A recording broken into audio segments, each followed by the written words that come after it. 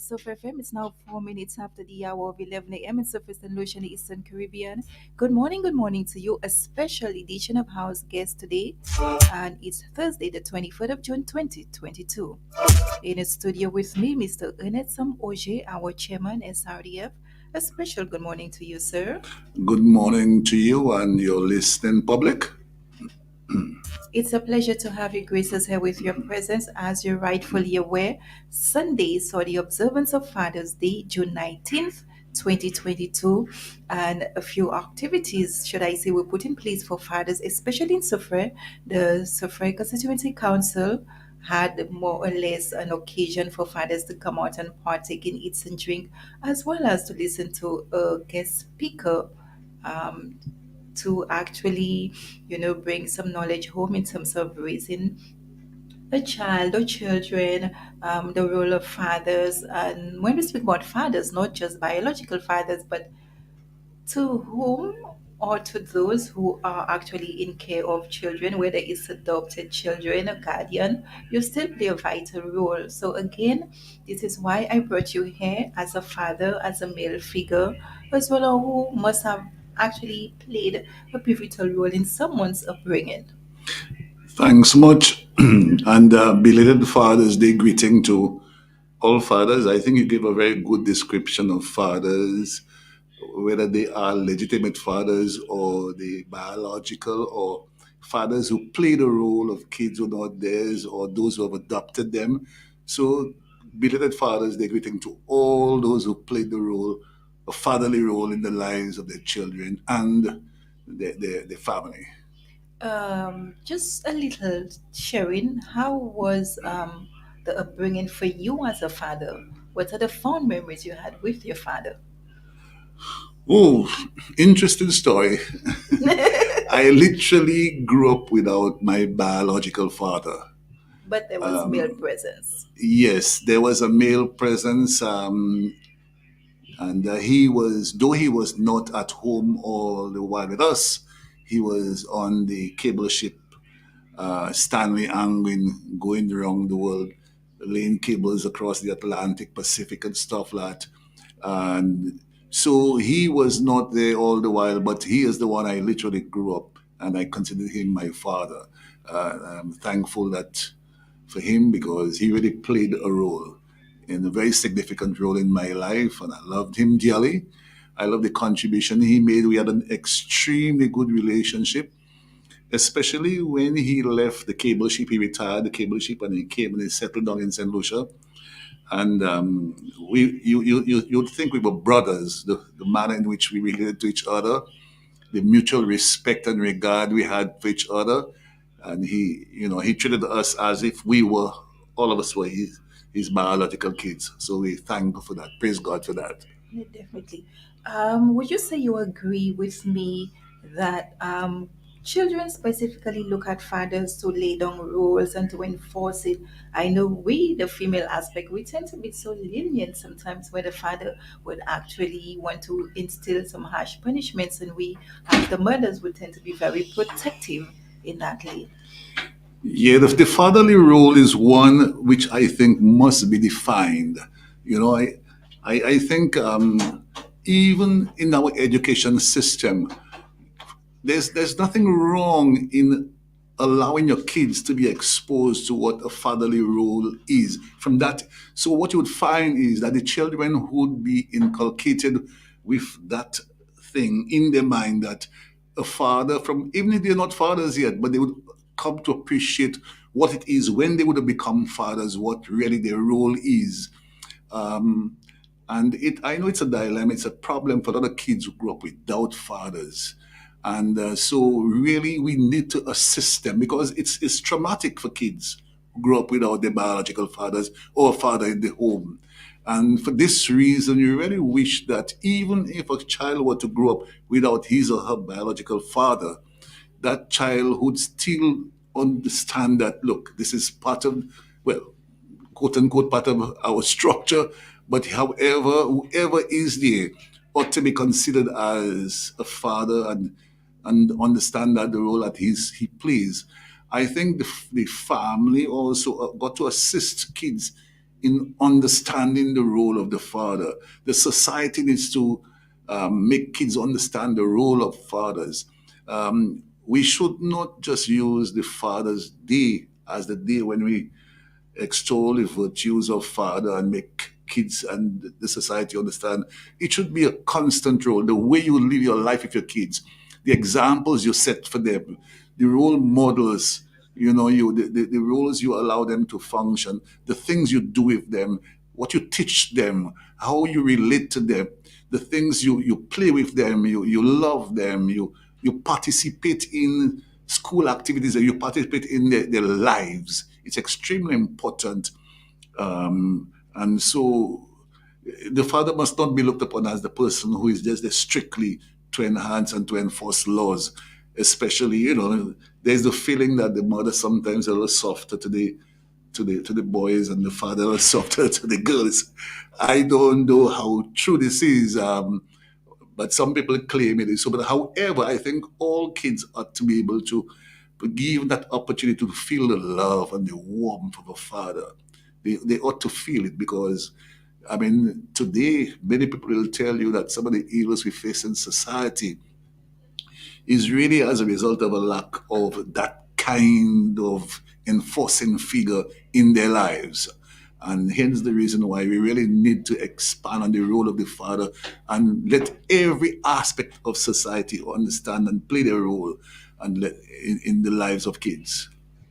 I definitely agree with you for sure. If we have to look at all the social ills, and especially now with an increase in violence, it is said that those kids where their fathers have really been absent from the home, so even to that extent, play an integral part in their upbringing.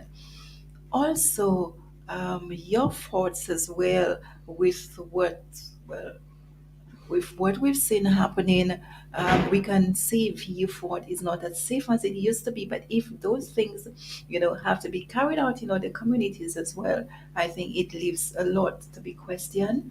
You as a father, a male figure, and also you're at the helm of, our organization as well, at least, to just put it out there in terms of some kind words, gestures, quotes, motivation. A lot of the times, persons feel they're demotivated, persons feel they're down and out, and nobody's reaching out to them to support them. So they turn to all, social ills, bad behaviors, gangs, and all of that. Change is an inevitable part of life. Change will always be there with us. Whatever existed, you will.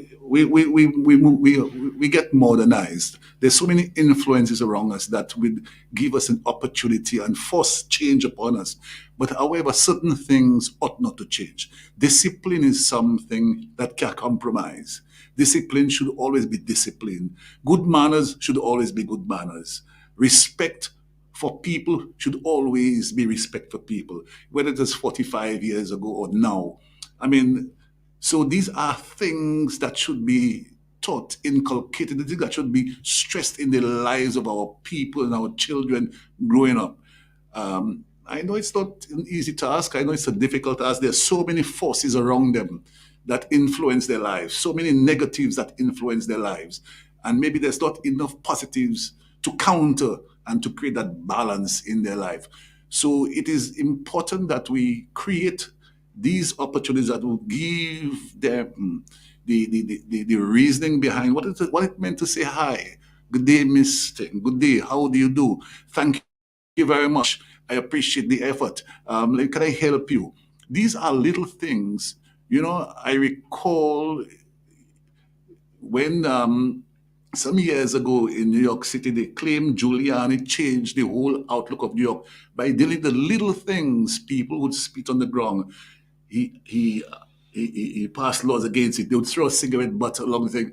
He would pass it. So we sometimes we ignore the little things, but the little things which lead to bigger things. So if we can inculcate the little things in the minds of the kids and let them know the importance and the relevance of these, they will grow up and appreciate that these small uh, children are not born with bad behavior. Nobody is born with a bad mind. As you interact with society, as you live in a society, you live according to the values of the system. You live according to the morals of the system, you know, and these things become part of you. So no, I don't think anybody is born a criminal. I don't think anybody is born a bad boy or bad girl. It's a society which creates it. So our society must really, really play a part in instilling these values which are unchangeable, which ought not to be compromised, these values which should remain as part of the structure. Um, and, there's certain things that just shouldn't change in our society. And if we stress on these things that shouldn't be changed from early o'clock, it's like a tree. The story is that, you take a plant, it's only when it's young and you stress it up, you give it the support, it'll grow up straight. If you allow it to bend from early o'clock, it grows up bent. But if you allow it that support when it is young, when it is still in its infancy, it'll grow up straight and hopefully, reflect the kind of individual you want him or her to be. Thank you for that. A lot of the times, persons say we are the product of our environment. I can fairly say I disagree to that because there are a lot of persons that are from impoverished communities and they have grown up to be individuals you can look up to for sure, role models, if I were to speak. So it's not where you come from for sure, your intentions, your circles, and where you intend to go. And I think also we need to bring back that culture where let the community raise the child as well. Yeah, it's not an easy task. I know that for sure. And you're right. If I tell you, I was born and raised in a place called the Bouleyard.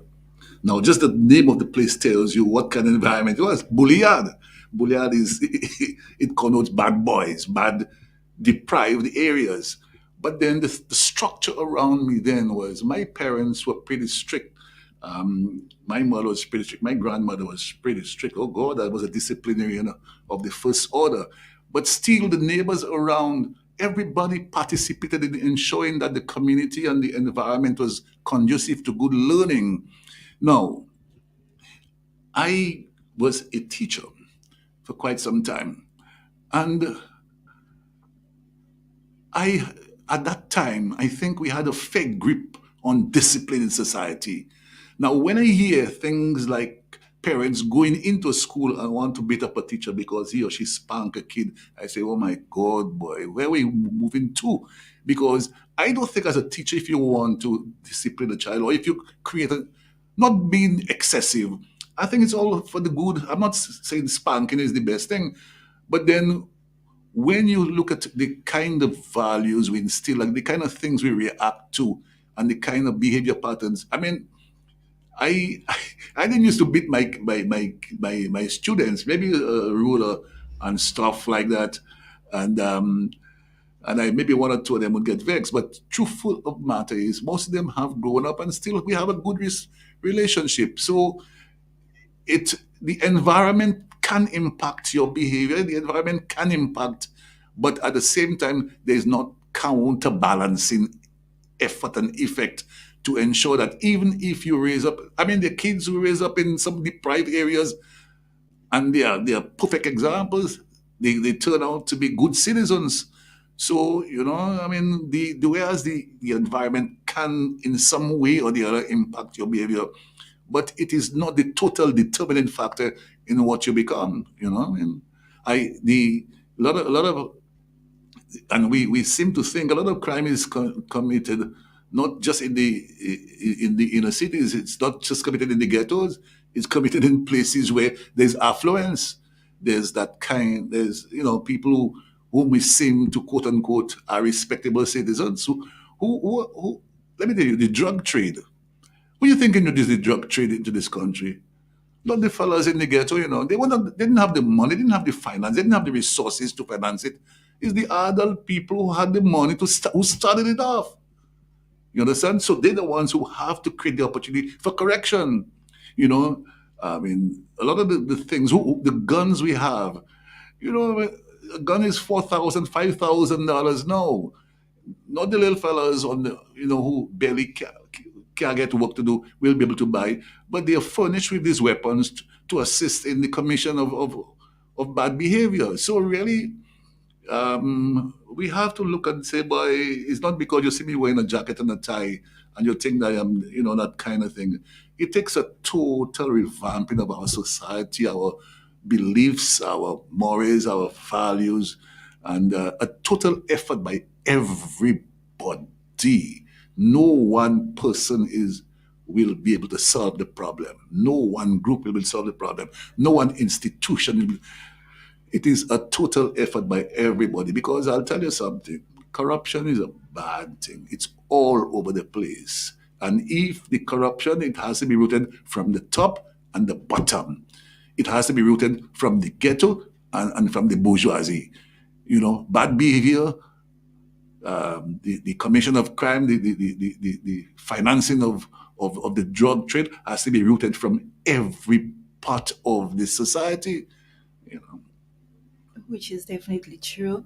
Have you brought up the points where we saw and there were two incidents where the teacher actually went into the classroom, the parent to beat the teacher because of a disciplinary measure that was instilled. And then again, we need to know everything stems from the home as much as we may not like it as well. And even too, the children tend to imitate a lot of what they see. So we now have to be the examples that we want our children to be to an extent. A lot of the times they see violence within the home and they may imitate it. Sometimes they may know it's not the right thing to do, but then who can correct them for sure? The one of the things I think there's not engagement with the people that matter. We seem to castigate and put some people aside. We isolate them and say, okay, that's a bad group. I ain't getting it. But these are the people you've got to go and get. These are the people you've got to go and speak with. These are the people you've got to dialogue with. These are the places you've got to go. You have to go into the ghettos. You have to go into the drug areas. You have to go that is where the change can start. I stay in here over a microphone. I mean nothing to these fellas. You go on your. Everybody has the capacity to change. Everybody has that ability, that innate ability to change. I mean, you if you were to take an inventory of persons who've been to bodily and to jail, and most of the guys after leaving the jail they said, "Boss, boy, things I did in my life, I don't wish to do it anymore, and I regret some of the things I do." Because there is a rehabilitative process. There is an opportunity. There's good in everybody. Which is true. There's good in everybody. Is how do we bring out that good? There may be bad in people too, but sometimes we expand the bad and we leave out the good. You know, we you hear of okay, we hear police shoot somebody, but we don't hear how many times of police help somebody. You hear of this man has done bad, but you never hear of the amount of good he has done. So there's good in everybody. There's a capacity in almost everybody for rehabilitation to change, and you cannot change from without. You got to change from within. So if you want the boys on the block to change, go and dialogue with them. Doesn't mean because you dialogue everybody will change, but give it an opportunity, give it a chance, give it a reason. Dialogue with the fellas. And I always tell people, sometimes we see people in a certain gang, a certain area, and say, "By them fellas, leave them fellas alone." But no, if you don't sit with the people, you don't dialogue with them, you don't you make them feel because a lot of them people feel outcasts. They feel that society has neglected them. They're not part of society. Nobody cares for them. Nobody gives them that care, attention they deserve. But no, everybody deserves some love. Everybody deserves some attention. Everybody deserves some kind of attention. And it is part of our duty as leaders in the society to dialogue, go into these areas, sit with the fellas, show them the opportunity, show them the reason. And even if you change one, at least it's good. Instead Definitely, of for sure.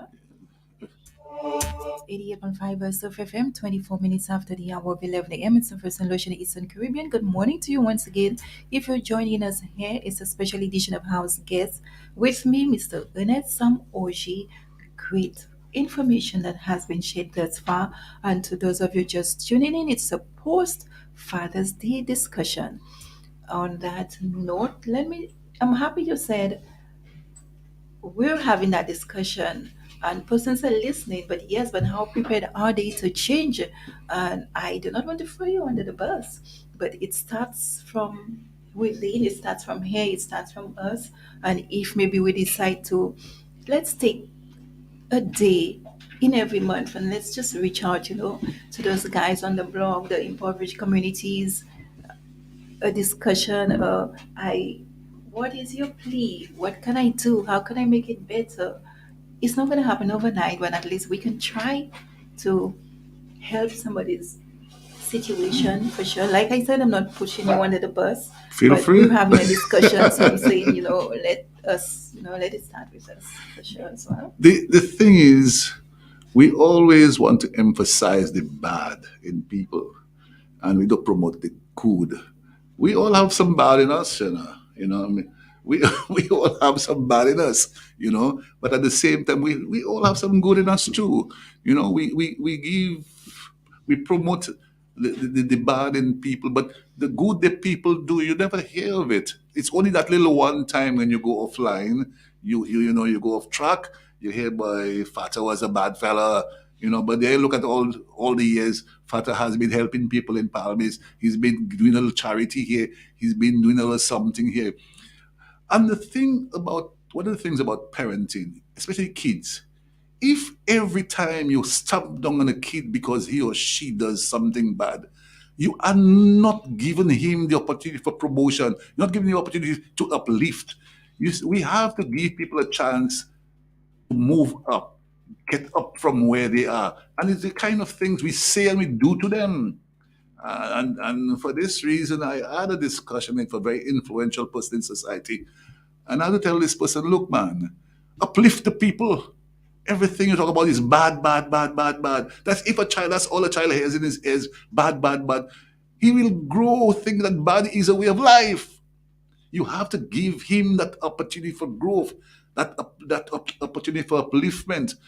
Preach something good into his or her ears every now and then. Let them feel that they have some sense of worth in them. And we don't do that. And so because of that, we promote the bad, and we don't create that opportunity to show persons that, look, man, in spite of what your past, I'll tell you something. We have, you can, you cannot redo and start again with the past, but you can start now and redo a bright future. Forget about the past. It has gone. You can't restart it all over again. It's gone. But there's still that opportunity to start a fresh start and start a new future for yourself. I definitely agree with that for sure. I can take this platform to applaud a gentleman who organized the Fathers Forum.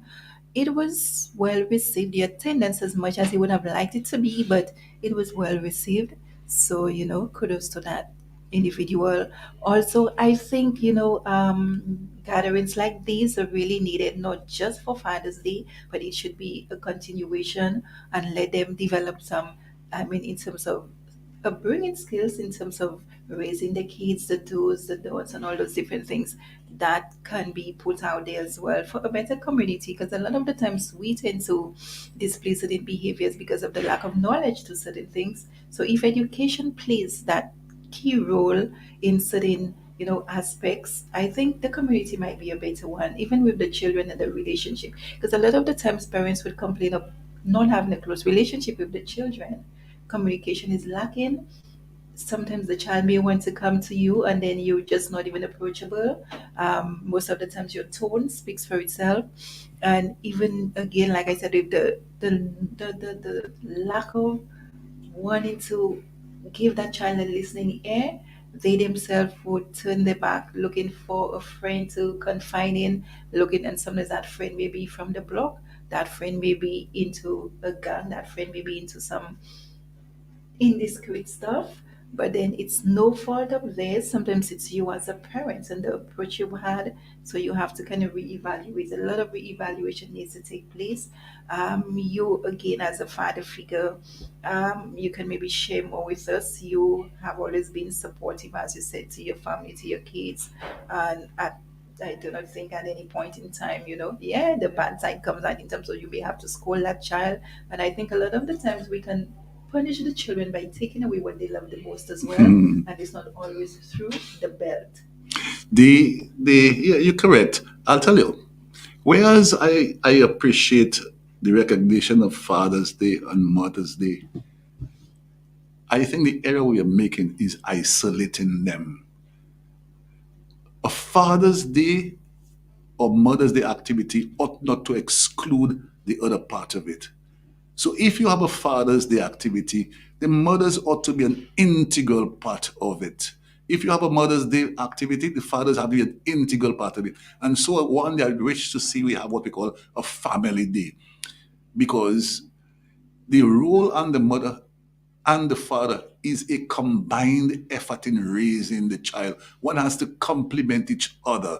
Because one of the things that happens, which is a reality we carry on from in life, some parents divide kids in that regard, Who say hish papa, who say hish mama, that kind of thing. And so that division starts there. That discrimination starts there. And so, oh, my father loved my daughter, my father loved my sister more than me. My mother loved my brother more than me. No. And that is why it's a combined, unified effort by both mother and father to show the kids that we all in this thing together. And if your mom scold you, I, as the father, endorse it, especially if it's legit, because it she scold you for a particular reason. And don't come to me and hide and tell me, Daddy, Mommy beat me, and I'm going to make noise with Mommy for you. No, So the whole question of mothers and fathers day, whereas it ought to be celebrated, but to me, a family day would be more meaningful because I mean, on Father's Day, where the mothers? They're not there. They're somewhere partying. On Mother's Day, where the fathers? They're somewhere partying. So as if it means nothing to them. The role doesn't mean anything. So it has to be a combined, unified effort by both parties to put a one face to it, a one united family face to the upbringing of the kids. And so I wish one day we would see on the calendar of activities, you may have your Father's Day, you may have a Mother's Day, but have a family day. Have a family day, have a family day.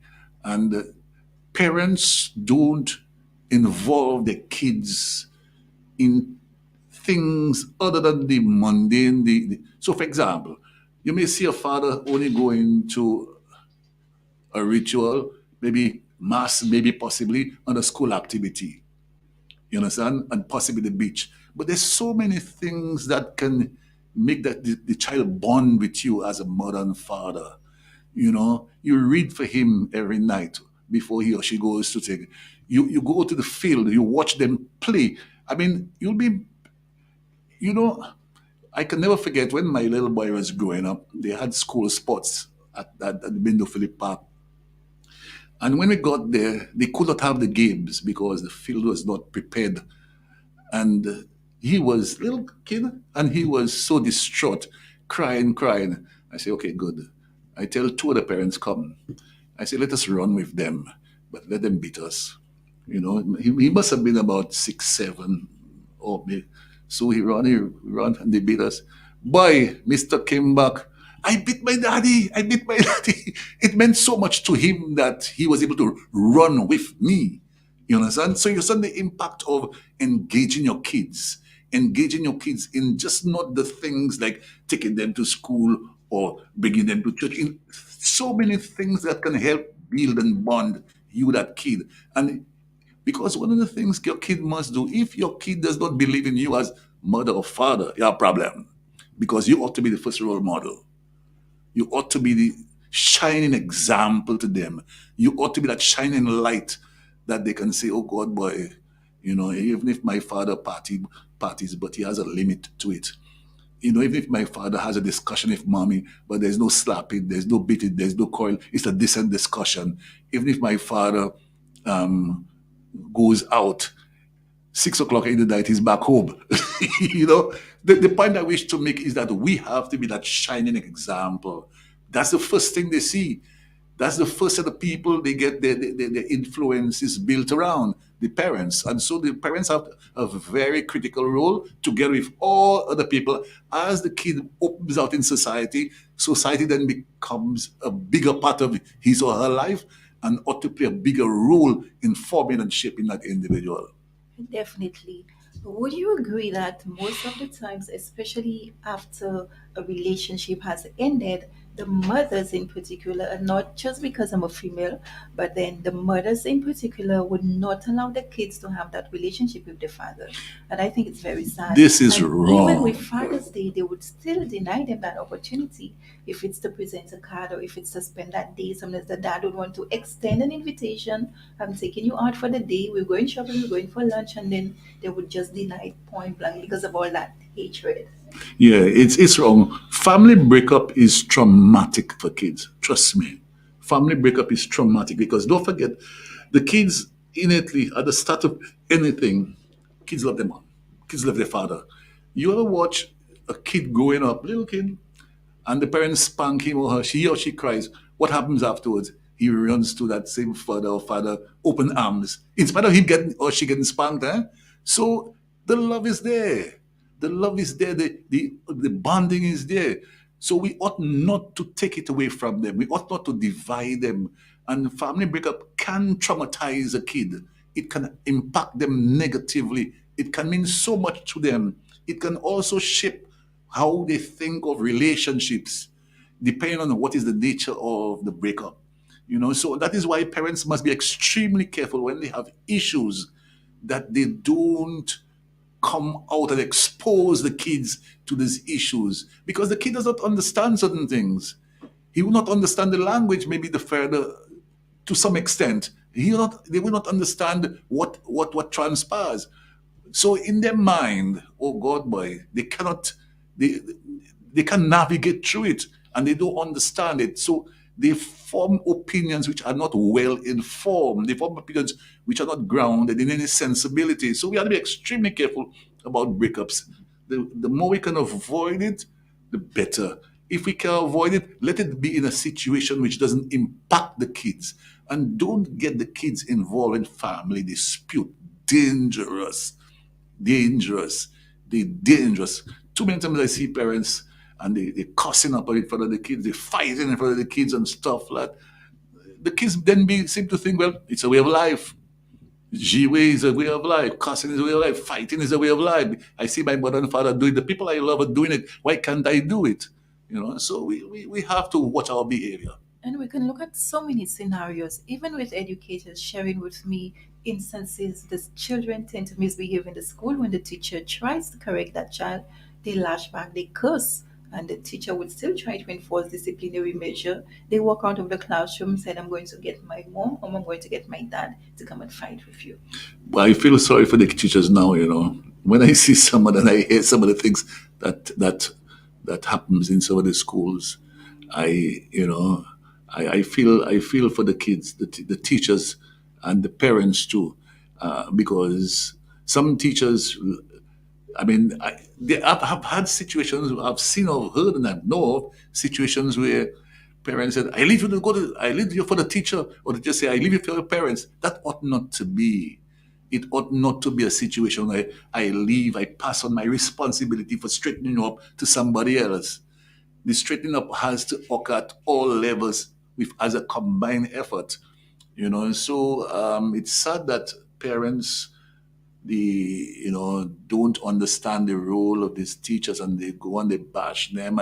The last I heard was one went walking to a library school and beat up a teacher or something of that nature. And even without finding the genesis of the problem, what the hell was the problem? That can't be condoned. That can't be accepted. No way.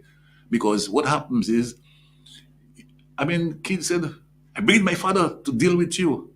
No kid ought to be at that level where he or she is telling a teacher, I'm bringing my father or mother to deal with you. That cannot be. So our behavior as grown-ups, as parents, must be fashioned in such a way we don't give the kids the feeling and the encouragement that they have that kind of power. They have that kind of thing, in that built-in thing in them, that my parents can come and deal with you because I straighten you up. Sad though. And I think a lot of the times as well, we tend to imitate the American culture. Yeah, the big argument is, why was the impact and the effect of music, of movies, of videos, and what's the impact of the media on kids' behavior? That is a big argument. There are those who will tell you, boy, this, and there's who totally opposed to it. This is why in the media circle now, you have programs, you have television stations, and programs which you can stop your kids from engaging in and watching. How you call it? There's something on the Parental control. parental control, that kind of thing. And I suppose it's all in a way of ensuring that you don't expose the kids to that kind of thing. And we must be extremely careful. But it's still a tricky thing when all children now have those gadgets, devices, and stuff, and they know how to navigate it even more than you as an adult as well. But the other thing which we are not too very conscious of, some of these cartoons are extremely dangerous. Some of them cartoons which we expose our kids to and we think is educationally, really, they promote violence. A lot of these cartoons promote violence. So we have to be careful of the content we think is good enough for our kids and we allow them to dabble in. You know. 20 minutes moving up to the hour of 12 noon. It's amazing how time flies when you're having such a great discussion. And I know, Mr. Oje, you're a very busy person, but thanks for that time. Before you leave, I would love some words of wisdom, encouragement for the fathers. A lot of the times, there are some great fathers out there.